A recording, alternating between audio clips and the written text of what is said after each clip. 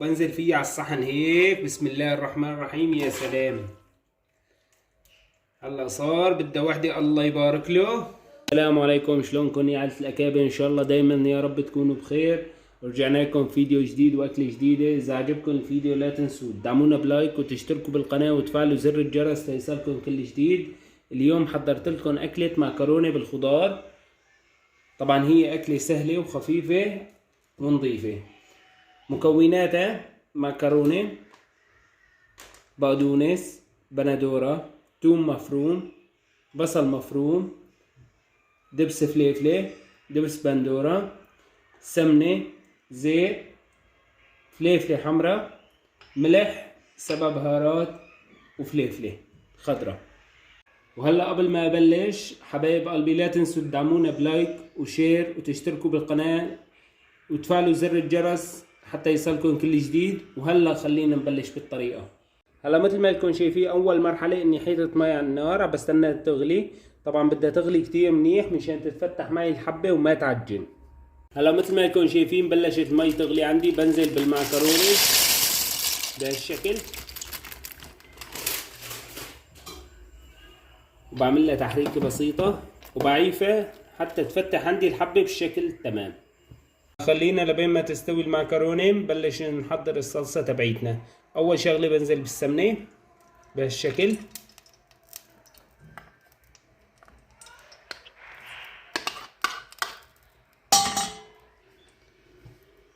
تاني مرحلة بنزل بالزيت.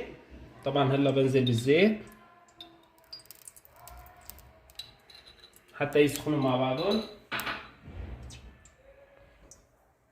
هلا بعيفهم شوي يغلوا حتى بعدها نطب البصل مباشرة. مثل ما لكم شايفين بلش يغلي عندي الزيت. بنزل بالبصل بهالشكل.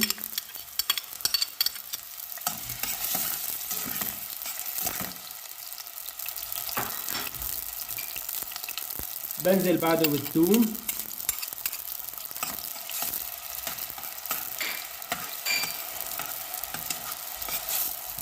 والفليفلة.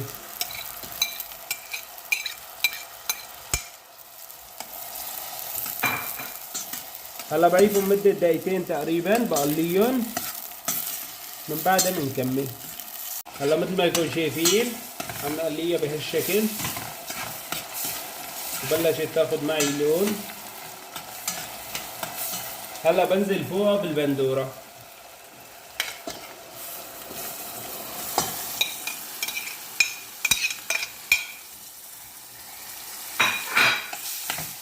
هلا بنحركه.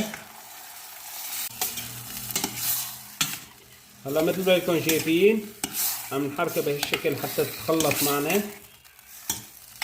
هلا بنزل بالدبس الفليفلة والدبس البندورة. بحرك بهالشكل.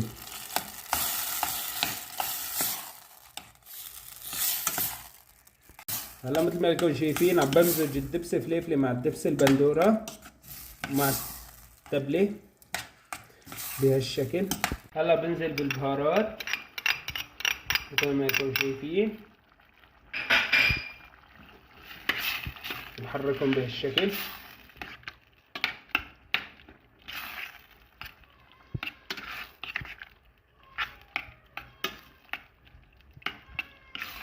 لا اخر شغله بدي عندي البقدونس بس ما راح انزله هلا حتى تستوي عندي الصلصه بالكامل تصير عندي البندوراي مستويه.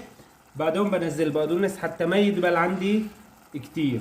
هلا مثل ما يكون شايفين انا عندي المعكرونه استوت وصفيتها حطيتها بالمصفاية وبردتها. عم بستنى تستوي الصلصه حتى نبلش الشغل. مثل ما يكون شايفين استوت عندي الصلصه. هلا بنزل بالبقدونس بهالشكل.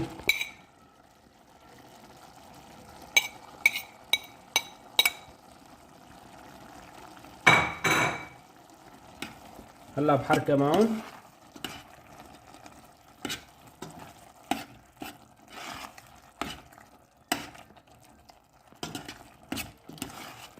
هلا بعيفها مدة دقيقتين حتى يتشرب عندي البقدونس الصلصة. هلا مثل ما لكم شايفين معكرونة جاهزة عندي. بنزل بالصلصة فوقها بهالشكل.